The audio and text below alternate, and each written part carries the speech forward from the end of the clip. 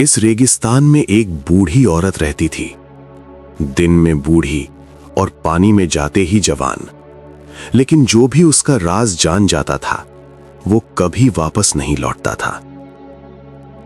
अनंत फैले इस सुनसान रेगिस्तान में जहां दूर दूर तक सिर्फ रेत ही रेत थी, वहां एक छोटी सी टूटी हुई झोपड़ी खड़ी थी। उस झोपड़ी में रहती थी जरीना।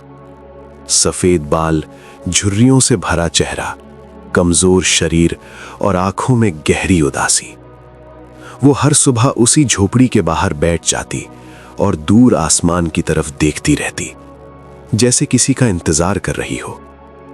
लोग कहते थे वो कई सालों से यहां अकेली रह रही है। न कोई आता न कोई जाता, लेकिन कोई ये नहीं जानता था कि वो किसका इंतजार कर रही थी। एक दिन सब बदल गया।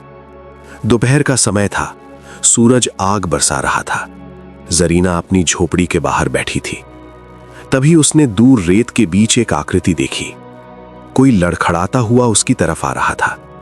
जैसे जैसे वो पास आया, जरीना की आंखें चौड़ी हो गईं। वो एक जवान लड़का था, करीब 25 साल का। चेहरा धूप से जला हुआ, होंठ सूखे और शरीर पूरी तरह थका हुआ। वो जरीना के पास आते ही गिर पड़ा। पानी, थोड़ा पानी। जरीना तुरंत उठी और झोपड़ी से पानी लेकर आई। लड़के ने पानी ऐसे पिया जैसे उसे नई जिंदगी मिल गई हो। कुछ देर बाद उसने धीमे से कहा, क्या मैं आज रात यहां रुक सकता हूं? जरीना ने मुस्कुराकर कहा, हां बेटा, जरूर। शाम ढल गई। रेगिस्तान में ठंडी हवाएं चलने लगीं। जरीना चूल्हे पर रोटी बना रही थी और वो लड़का उसे चुपचाप देख रहा था। उसकी आंखों में एक अजीब सी चमक थी, जैसे वो सिर्फ खाना नहीं, कुछ और चाहता हो।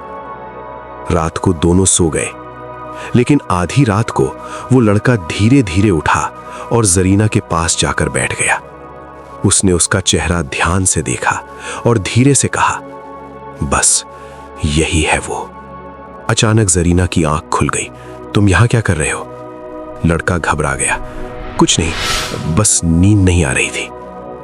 अगली सुबह लड़का झोपड़ी के पीछे गया। वहां उसे एक छोटा सा पानी का तालाब दिखा।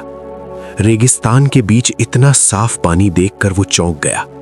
तभी पीछे से जरीना आई और बोली, सावधान रहना, इस तालाब के पास ज्यादा मत जाना, ये साधारण नहीं है।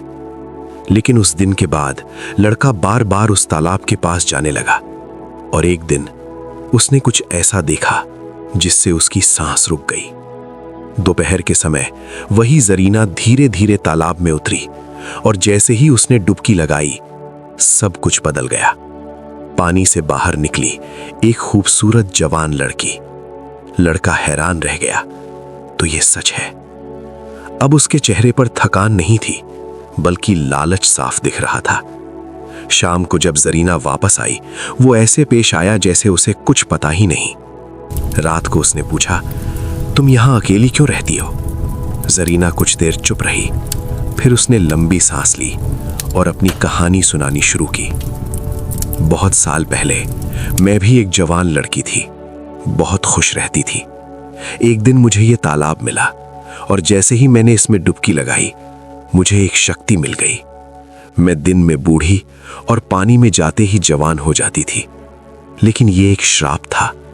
मुझे सच्चा प्यार मिलने तक इस रेगिस्तान में इंतजार करना था। लड़का ध्यान से सब सुन रहा था, लेकिन उसके दिमाग में कुछ और ही चल रहा था। अगली सुबह वो जल्दी उठ गया और चुपके से तालाब की तरफ चला गया। वो सोच रहा था, अगर ये शक्ति मुझे मिल जाए तो मैं हमेशा जवान रह सकता हूं और अमीर भी बन सकता हूं। जैसे ही जरीना तालाब में उतरी, लड़का पीछे से दौड़ा और उसने उसे पानी में धक्का दे दिया। लेकिन अगले ही पल कुछ अजीब हुआ।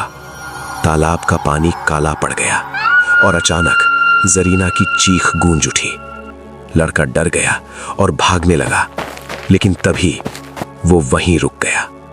उसका शरीर धीरे धीरे पत्थर में बदलने लगा और कुछ ही सेकंड में वो एक पत्थर की मूर्ति बन चुका था। तालाब फिर से शांत हो गया और जरीना हमेशा के लिए गायब हो गई। लालच हमेशा इंसान को बर्बाद कर देता है।